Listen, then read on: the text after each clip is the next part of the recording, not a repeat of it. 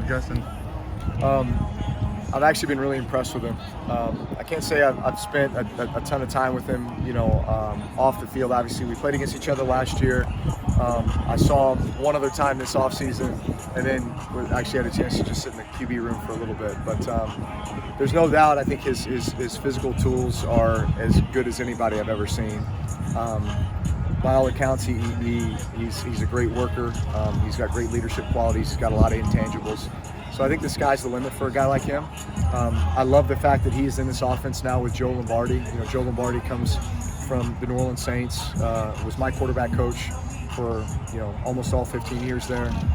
So I think he brings a ton of knowledge and experience, not only coaching quarterbacks, but also within the system that we ran. And I think he'll be able to tailor-make that for Justin's skills and obviously the tools and weapons that he has around him. I'd say this, people always want to talk about expectations, and I've always, my approach to expectations is nobody can ever put higher expectations on me than I will on myself. But at the end of the day, it really is about the process, and it's about the good habits that you develop. And if you focus on the process, then the result will take care of itself. Unfortunately, we're in a results-driven business, and that's just one of those things that I think you have to manage, in regards to those expectations and, what other people are putting on you.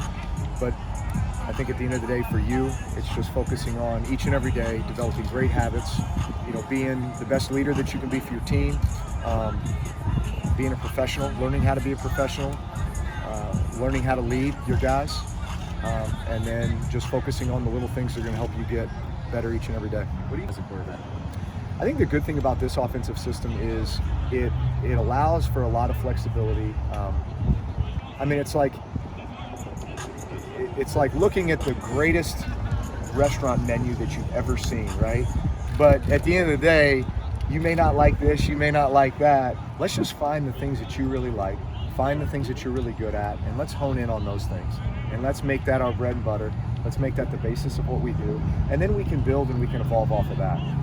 So I think this process is exactly that. It's taking that vast menu of items and just locking in on the things that are going to be what you do best. And I think you have to create the foundation by which you're going to be able to build this offense.